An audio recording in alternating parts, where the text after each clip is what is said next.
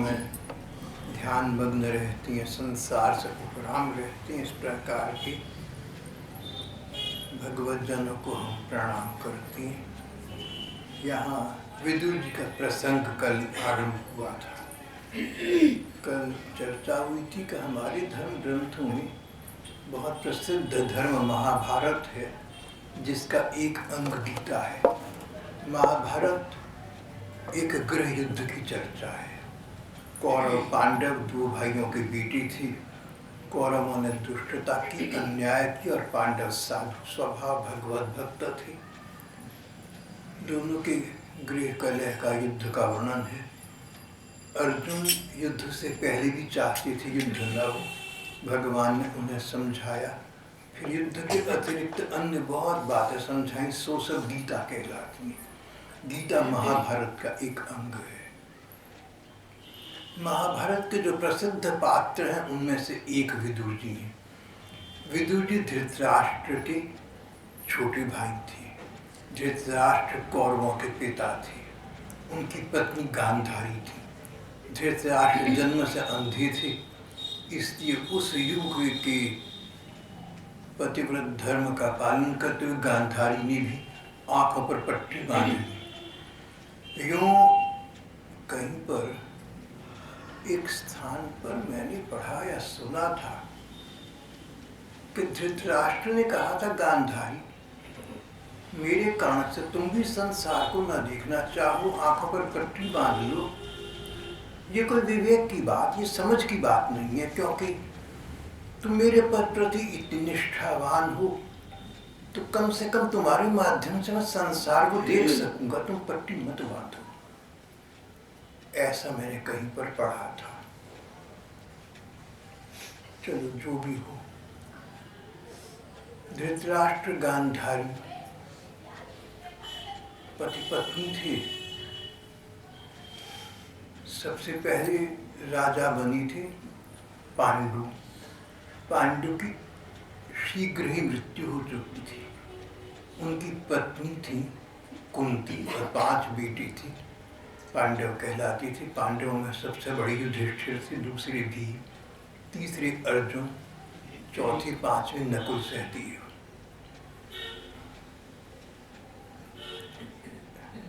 धृतराष्ट्र और पांडु के एक तीसरे भाई थे, जिनका जन्म एक दासी के द्वारा हुआ था। वो विदुर जी थे। विदुर जी दासी पुत्र कहते हैं किसी शाप के वश हुए थे, पर धृतराष्ट्र पांडु तो एक ओर। विदुर जी बहुत भगवत भक्त थे। श्री कृष्ण के प्रति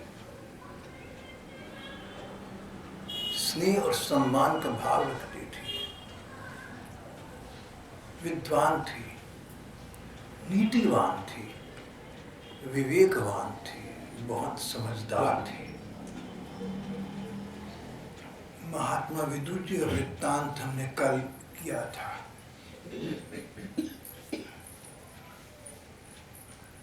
विदुर जी की ज्ञान और नीतिज्ञता देखकर बड़े भैया धृतराष्ट्र ने उन्हें अपना मंत्री बना लिया था। पर धृतराष्ट्र का सबसे बड़ा लड़का था दुर्योधन। नाम ही दुर्योधन था। बुरी तरह से युद्ध करने वाला। युद्ध 2 प्रकार का था उन दिनों। एक धर्म युद्ध था।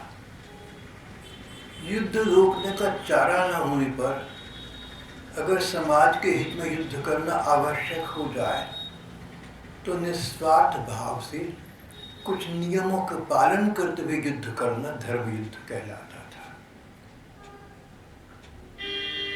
और दूसरा था अनीति। जैसे आजकल युद्ध होते हैं, कोई विचारधारा तो है ही नहीं।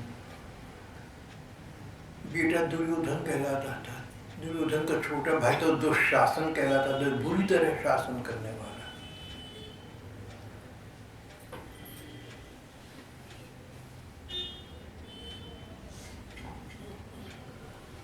दुर्योधन अपने चाचा विदुर जी को चाचा जी कभी नहीं कहता था, सम्मान से उससे कभी बात नहीं करता था। जब बात करता राजसभा में, दरबार में, तो उन्हें दासी पुत्र कहकर संबोधित करता था। दासी पुत्र, गुलाम औरत की बेटी। दुष्ट था, दुर्बुद्धिपूर्ण था,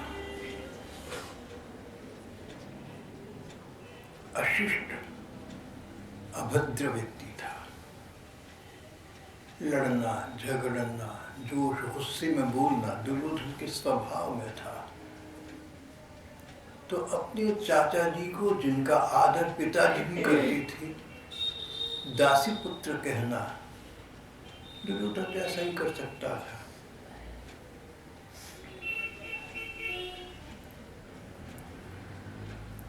धृतराष्ट्र विदुर जी के सदा क्रोध विरोध में बोला। दोबारा कहूंगा, धृतराष्ट्र नहीं भैया, दुर्योधन। धृतराष्ट्र का बेटा दुर्योधन सदा विदुर जी के क्रोध विरोध में बोला। कारण विदुर जी धर्म प्रधान थी, न्यायशील थी, सत्यसंध थी, ठीक और सच बात कहती थी। जो बात ठीक और सच समझते थे, सबके बीच में उसको कहने का साहस रखती थी। हम लोग पढ़ती थी पहले, तो पढ़ाया जाता था हमें कि दो बातें बहुत आवश्यक हैं जीवन को सफल करने के लिए। करेज, दोबारा कहूँगा, कन्विक्शन। कन्विक्शन, दृढ़ विश्वास, किसी बात की वास्तविक पूर्ण मान्यता, कन्विक्शन। और दूसरा, कन्विक्शन का कोई अर्थ नहीं रहता, कन्विक्शन की कोई सार्थकता नहीं रहती अगर करेज ऑफ कन्विक्शन, जो हमारी कन्विक्शन है, जो बात हम पूरा विश्वास करती हैं, उसको सबके बीच में सच सच कह न सकें, ये साहस न हो, तो कन्विक्शन भी, हमारी मान्यता भी व्यर्थ हो जाती है। Conviction and courage of conviction. Vidur ji में दोनों बातें थी, कन्विक्शन भी थी, धर्म के प्रति सुदृढ़ आस्था थी, और उसको जैसे का तैसा कह देना, यथावत उसको स्पष्टवादिता के साथ सबके बीच में कहने का साहस भी था। पिछली शताब्दी के युग पुरुष महात्मा गांधी कहते थे कि सत्यसंध व्यक्ति अगर मृत्यु से नहीं डरता हो, तो वो ठीक बात सदा सदा कह सकता है। विदुर जी इस प्रकार का व्यक्तित्व थे। धर्मपरायण बात कहते थे, न्यायशील बात कहती थी, निष्पक्ष बात करती थी, इसलिए पांडवों के पक्ष में प्रायः बोलती थी। उन्होंने कहा था कि द्रौपदी का चीरहरण करना उचित नहीं है। एक ही बुजुर्ग थे जिन्होंने ऐसा कहा था। कौरवों ने कहना नहीं माना तो सभा से उठकर चले गए सबके बीच में, बोली मैं ऐसी सभा में नहीं बैठूंगा। उन्होंने इस प्रकार कई स्थान पर देखा कि पांडव धर्म का व्यवहार कर रही हैं और नाहक कष्ट पा रही हैं, तो धृतराष्ट्र से कहा, भैया आप अपने बेटे को संभालिए, ये आज अन्याय कर रहा है, अधर्म कर रहा है, इसका फल किसी जन्म में आपको भोगना होगा। बच्चे के सुधार के लिए, आत्म कल्याण के लिए आप इस लड़के को रोकिए। ममता में फंसा धृतराष्ट्र सच्चाई जानते हुए भी ऐसा कर न सका, पर अपना अपमान समझकर दुष्ट दुर्योधन इनको दासी पुत्र कहकर संबोधित करता था।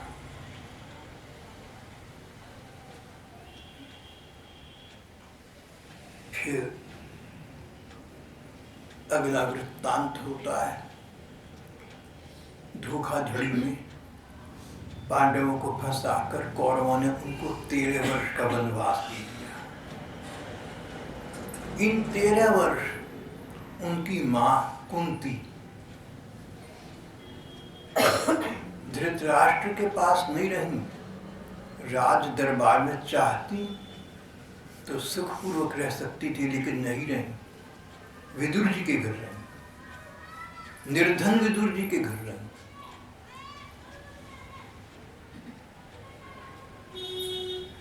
इतना प्रसंग कदाचित हम कल तक कर चुके हैं।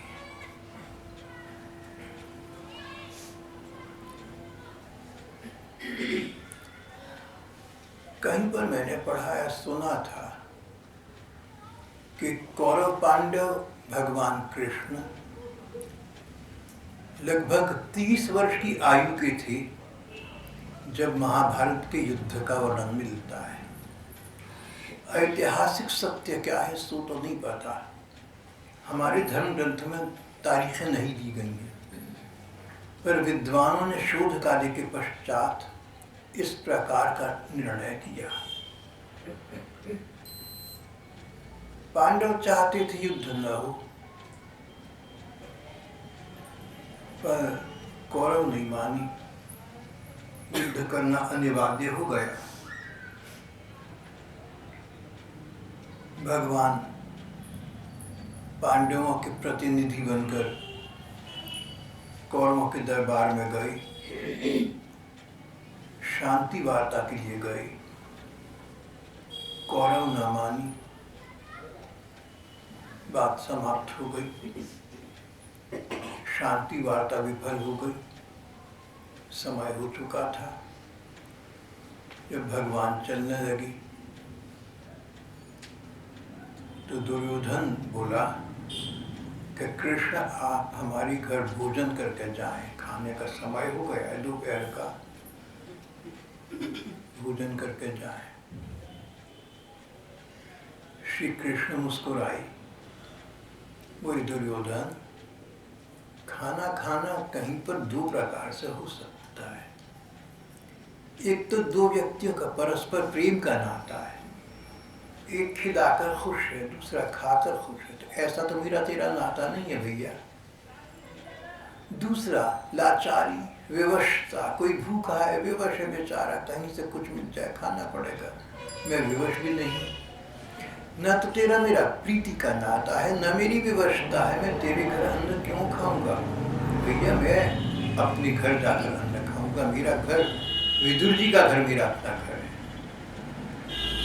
भक्त का घर भगवान का घर होता है।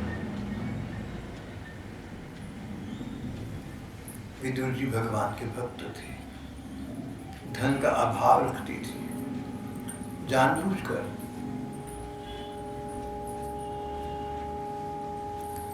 विदुर जी निर्धन थे, धनहीन थे, लेकिन दरिद्र नहीं कह सकती आप। निर्धन थे, धन नहीं था, धनहीन थे, धन पास नहीं था, लेकिन दरिद्र नहीं थे, गरीब नहीं कह सकते। गरीब तो दरिद्र वो व्यक्ति है जो बेचारा चाहने पर भी पैसा न कमा सके, पास न रख सके। इनकी तो अगर डॉक्टर राधा कृष्णन का शब्द उदाहरण लेकर उद्धृत करें, सेल्फ चूजन पॉवर्टी, अपनी इच्छा से निर्धन थे।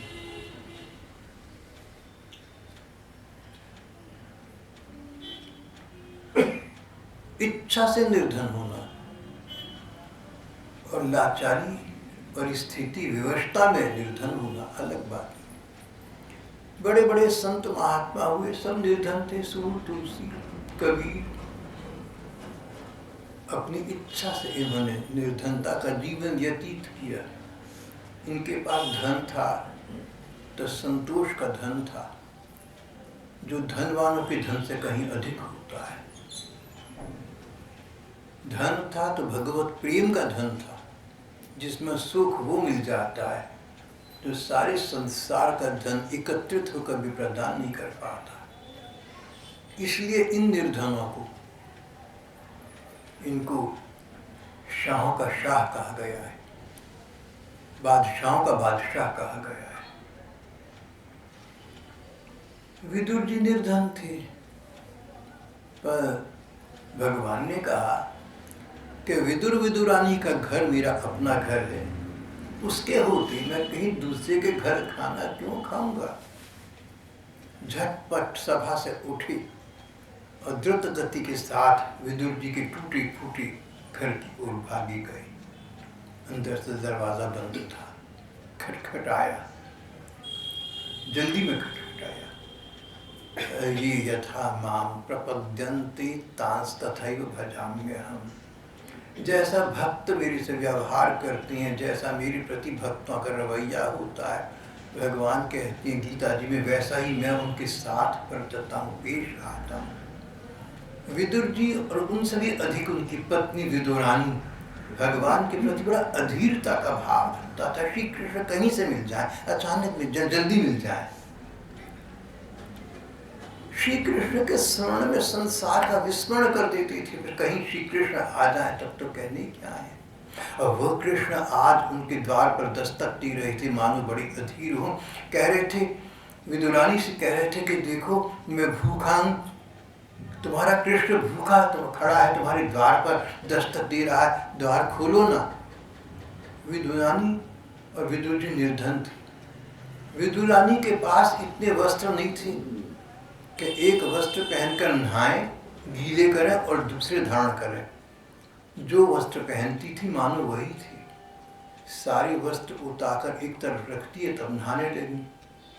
श्री कृष्ण ने दरवाजा खटखटाया, मैं भूखा हूँ, खोलो ना दरवाजा। विदुरानी निर्वस्त्र थी, कोई शरीर पर कोई वस्त्र धारण नहीं किया था, दरवाजा भाग कर खोल दिया। चिंता नहीं हुई, समाज की मर्यादा का विचार नहीं आया। कृष्ण क्या कहेगी तो सोचा ही नहीं, गली मोहल्ले वाले देखेंगे ये भी नहीं सोचा। और भगवान ने देखा, मुस्कुरा दिए। अपना पीतांबर, अपना दिव्य वस्त्र विदुरानी के शरीर पर डाल दिया। विदुरानी के वस्त्र तो साधारण वस्त्र थे, जैसे सबके होते हैं। भगवान कृष्ण के वस्त्र दिव्य, दैवी, भगवदीय, चिन्मय, सूक्ष्म। भगवान ने अपना दिव्य वस्त्र विदुरानी को तुरंत प्रदान कर दिया। भक्ता विदुरानी ने जो था सो श्री कृष्ण के लिए कर दिया था। वस्त्र त्याग का विचार भी न किया। श्री भगवान ने पीतांबर डाल दिया उनके शरीर पर, अपना दिव्य पीतांबर। अंदर पहुंची, एक पीढ़ा उल्टा पड़ा था। पगली विदुरानी ने आप देखा न ताप, कुछ सोचा नहीं, उल्टा पीढ़ा भगवान के आगे डाल दिया, बैठ जाओ। पूर्व काल में एक बार एक भक्त अपने माता पिता की सेवा भगवान की सेवा समझकर कर रहा था। श्री कृष्ण गुजर रहे थे, उनको देखा, बोले मैं देखते नहीं माता पिता की सेवा कर रहा हूं। और एक ईंट पास पड़ी थी, वो फेंकी, बोले इस पर बैठ जाओ। विठल ठाकुर का मंदिर आज शोलापुर के पास महाराष्ट्र में विद्यमान है। विदुरानी ने उल्टा पीढ़ा खिसका दिया, इस पर बैठ जाओ। और श्री कृष्ण ने सीधा निकलिया। कहीं विदुरानी को विवेक होगा, विचार, अरे मैंने उल्टा पीढ़ा रख दिया था। श्री कृष्ण विदुरानी का संकोच नहीं डालती थी, उनका मन रखना जानती थी, उनका मान रखना जानती थी। उल्टे पीठ पर जैसे तैसे बैठ गए।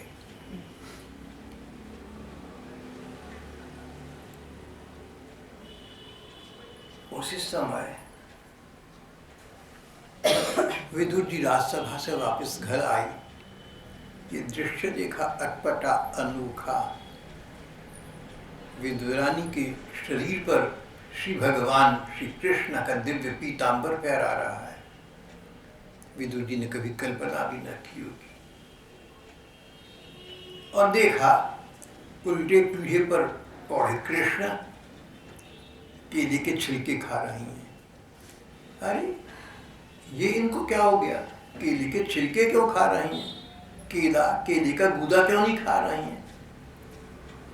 और 2 मिनट तो लगे समझने कि जो विदुरानी दे रही है सो खा रहे। विदुरानी तो प्रेम में मस्त थी, उन्माद हुआ था वो। तो केला छीला, छिलका हाथ में आया सो डाल दिया कृष्ण के सामने और गूदा एक तरफ रख दी गई, मानो फेंकना हो। विदुर जी ने देखा, बोले विदुरानी क्या कर रही हो? प्यारे कृष्ण को तुम ऐसा प्रेम किस काम का?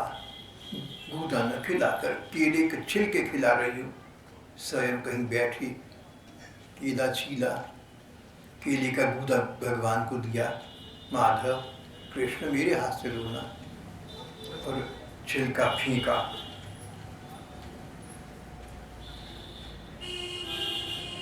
विदुरानी को होश आया, अरे मैं इनको छिलका खिला रही थी।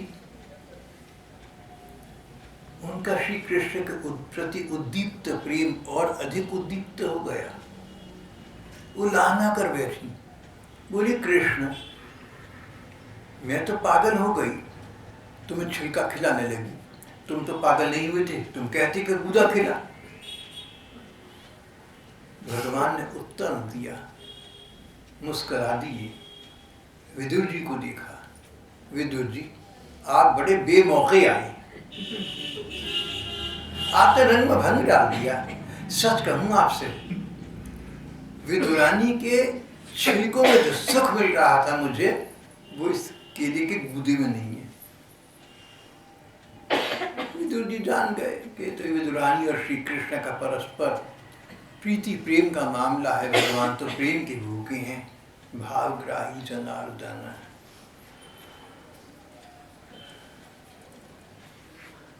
विदुर जी आपके गूदे में वह स्वाद नहीं है जो छिलके में उठा रहा था।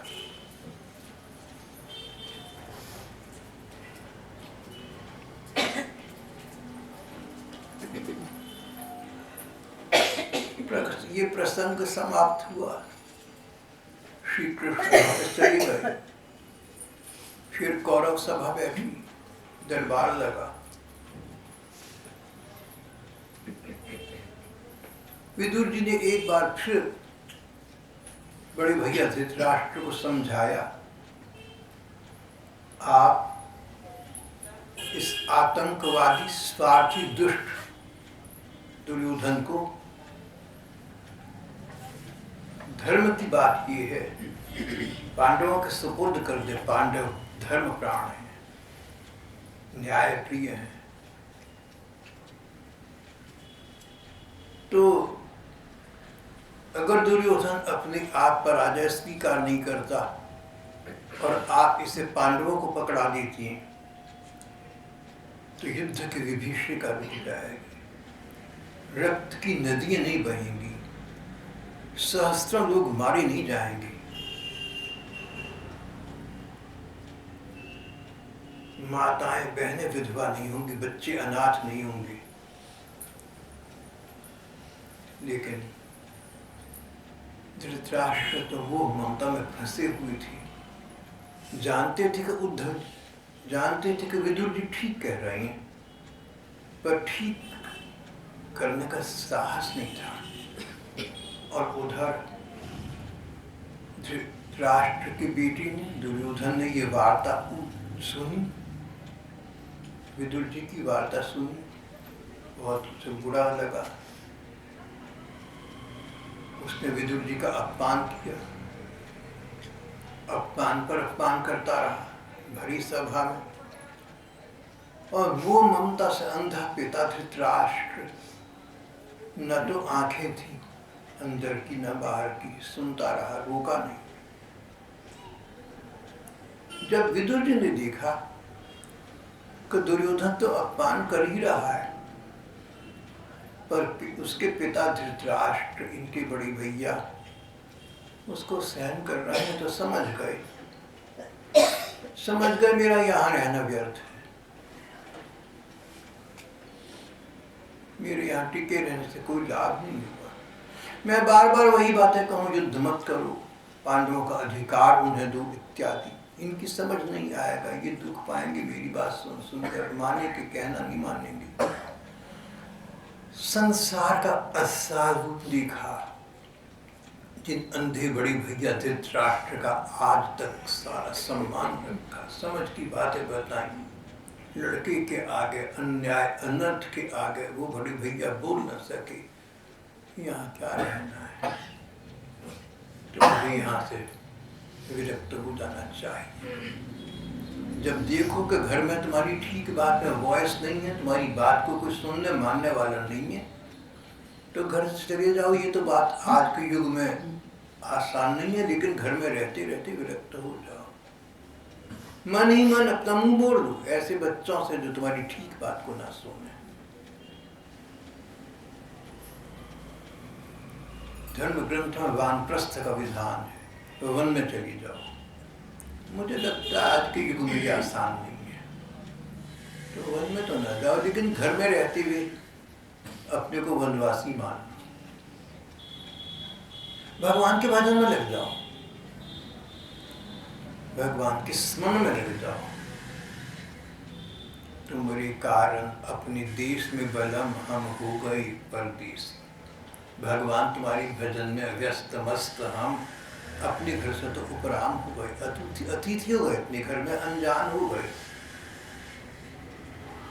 The Buddha lived like a stranger in his own house, Radha Krishna ने लिखा है।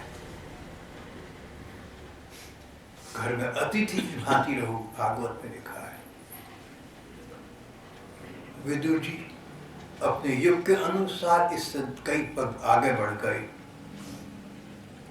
क्षत्रिय थे, राजवंश के थे, धनुष बाण पास रखते थे।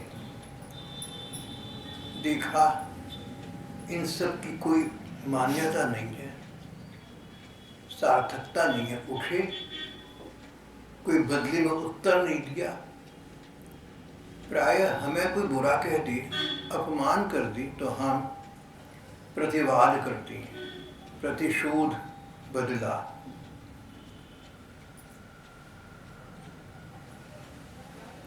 कोई दोष हम पर लगाए, हम उस पर दोष लगाते हैं। कोई मेरी बुराई बताए, मैं उसकी बुराई बताऊंगा। Charges, counter charges. Vidur ji ने तो किसी पर दोष लगाना तो दूर रहा, अपनी सफाई भी पेश नहीं की। क्या आवश्यकता है इसकी, क्या सार्थकता होगी इसकी, अधिक समय क्यों नष्ट करना है। चलता हूं। राजसभा से बाहर निकले, बाहर निकलकर धनुष बाण वहीं रख दिया, सभा को प्रणाम किया, नतमस्तक होकर करबद्ध प्रणाम किया, हाथ जोड़ी, चली गई तीर्थ यात्रा पर। घर रहते रहते विदुर विरक्त हो गए। उन दिनों तीर्थ भी तीर्थ हुआ करती थी, वातावरण सुंदर था, तीर्थों को निकल गए।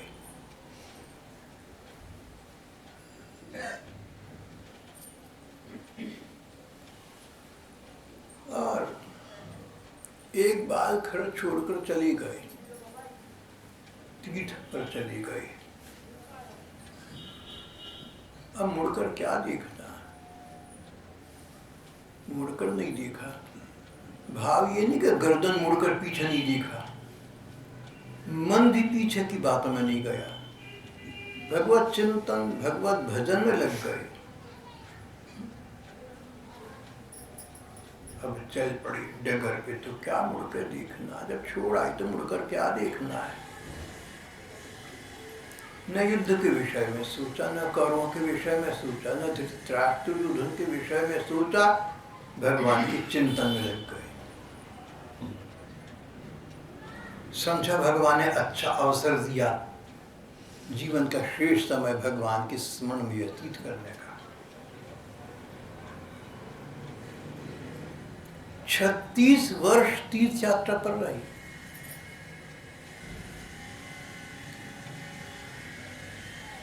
इन 36 वर्षों में सब कुछ बदल चुका था। पिछले 36 वर्षों में अंबाला से बदल गया, सारा देश बदल गया। आप किसी शहर में जाकर देखें तो वो बदल चुका होगा। 36 वर्ष तो बहुत होती है।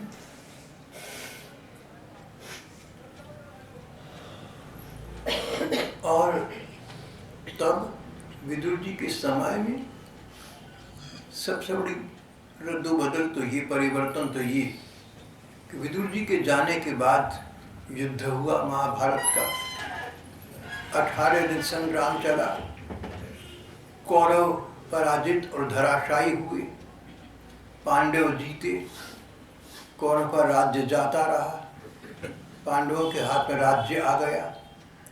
पांडवों ने 30 वर्ष राज्य किया और फिर पता लगा कि श्री कृष्ण अपनी लीला का स्मरण करके अपने धाम वापिस चली गई। इतना सुनते ही महाराज युधिष्ठिर ने कुछ न सोचा, उस संसार में रहकर मैंने अब क्या करना है जिसमें हमारी श्री कृष्ण नहीं रहे। बस राज्य दिया अपनी बेटी को,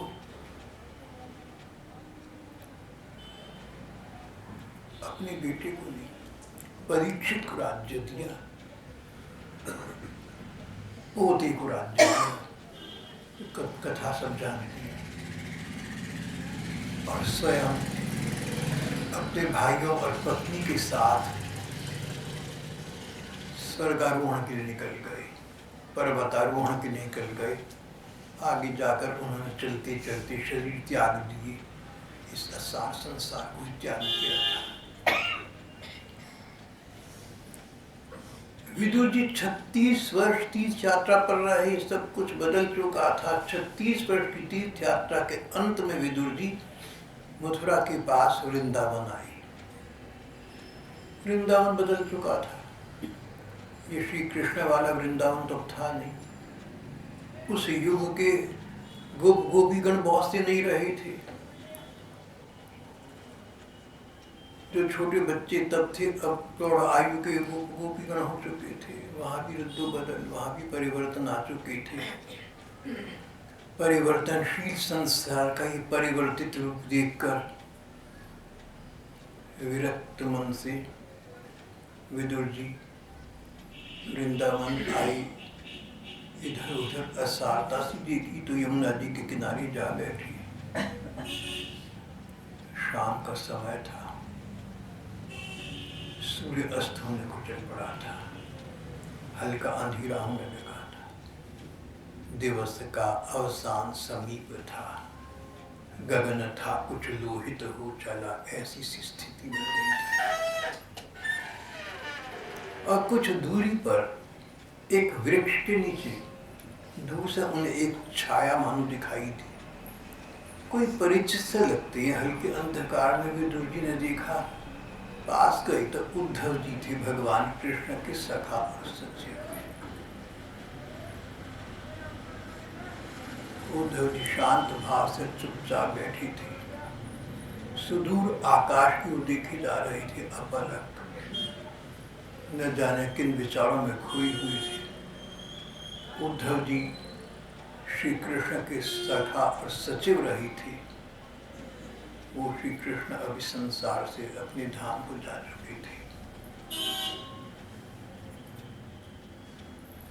जाते जाते श्री कृष्ण से उद्धव जी मिली थी और कहा था, कृष्ण स्वधाम नय मामपि, कृष्ण अपने साथ अपने धाम मुझे भी ले चलो ना। स्वधाम नय मामपि, अपने धाम ले चलो मुझे। चाहते थे श्री कृष्ण के साथ चली जाना, जा सकते थे अगर आग्रह करते, पर श्री कृष्ण का विचार ही नहीं था। श्री कृष्ण चाहते थे उद्धव अभी यहाँ रहें, भक्तों को सांत्वना दें और उनका पथ प्रदर्शन करें। जो सच्चे प्रेमी है वो प्रियतम की संग के सुख की उतनी कामना नहीं रखते जितना उनकी सेवा, उनकी इच्छा के अनुकूल चलना चाहते हैं।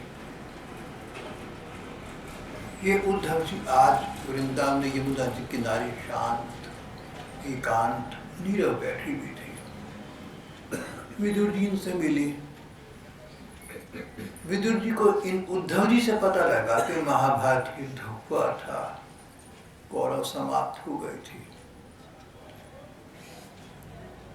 अंधे माता पिता धृतराष्ट्र गांधारी पांडवों के पास रह रही थी। श्री कृष्ण ने लीला अवसान कर दिया, सभी कुछ तो बदल गया। अब ये संसार पहले जैसा नहीं रहा, रहने के योग्य नहीं रहा।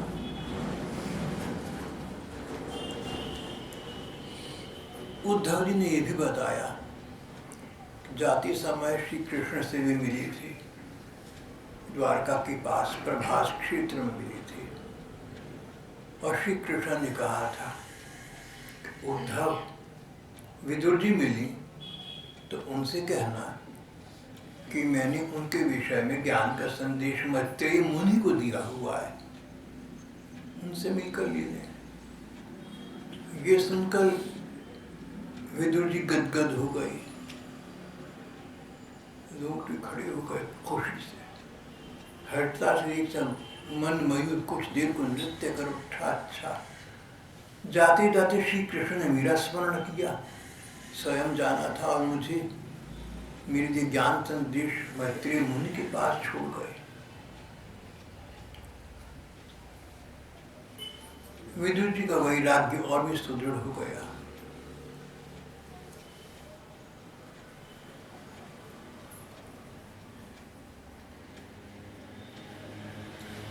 उद्धव जी ने कहा, अच्छा विदुर जी, भाग्य ने चाहा तो फिर कभी मिलेंगे। बोले, अब क्या मिलना उद्धव, अब तो वहीं मिलना होगा श्री कृष्ण की लीला धाम में। बिना मुड़कर देखे अपने अनंत के पथ पर चले गए, पहुंचे हरिद्वार। मैत्रेय मुनि व्यास जी के मित्र थे, हरिद्वार रह रहे थे। हरिद्वार में पहुंचे, विदुर जी ने मैत्रेय मुनि से श्री कृष्ण का ज्ञान संदेश सुना। पर्याप्त समय उनसे चर्चा होती रही। भागवत के दूसरे स्कंध में ये सारा वृत्तांत वर्णित है। वहां से विदुर जी वापिस हस्तिनापुर आई। देखा गांधारी धृतराष्ट्र पांडवों के साथ रह रही हैं। आई भी थी पांडवों का हालचाल देखने, भगवत भक्त थे पांडव, इसलिए ये सोचकर संतोष हुआ कि अंततः पांडवों ने अपने धर्म पालन का लाभ का फल प्राप्त कर लिया। और धृतराष्ट्र बड़ी भैया हैं, शरीर से अंधी हैं तो क्या हुआ, अकल की भी तो अंधी हैं। चलो एक बार फिर जाकर उन्हें समझाता हूँ। परम हितैषी विदुर जी अब फिर धृतराष्ट्र गांधारी से मिले। हितैषी जो हित की बात कहे, भले की बात बताए। परम हितैषी अपमान सहकर फिर बताए। विदुर जी परम हितैषी थे। फिर मिले धृतराष्ट्र गांधारी से, फिर समझाया, महाराज आप लोग जिन पांडवों का सदा अपमान किया, जिन पांडवों अपने चैन से नहीं रहने दिया, जहर भी चाहा अगर तो पीना तो पीने न दिया, ये स्थिति कर दी जिन पांडवों की आपने। कृष्ण कृपा से उन पांडवों के पास साम्राज्य सुख आ गया। आप वे तो पांडव तो भक्त हैं, साधु स्वभाव के, फिर भी आपको अपने साथ लिया है सम्मान के साथ। उन्होंने एक बार फिर साधुता दिखाई, आप चली आई। भैया सच कहूं, आप दोनों को धिक्कार है। धृतराष्ट्र के प्रति युधिष्ठिर जी का सम्मान भाव था। शेष पांडव भी ठीक रह रहे थे, पर भीम न भूले थे पुरानी बातों को। वो अभी भी धृतराष्ट्र को जली कटी बातें कहा करते थे। विदुर जी बोले, धृतराष्ट्र से बोले, महाराज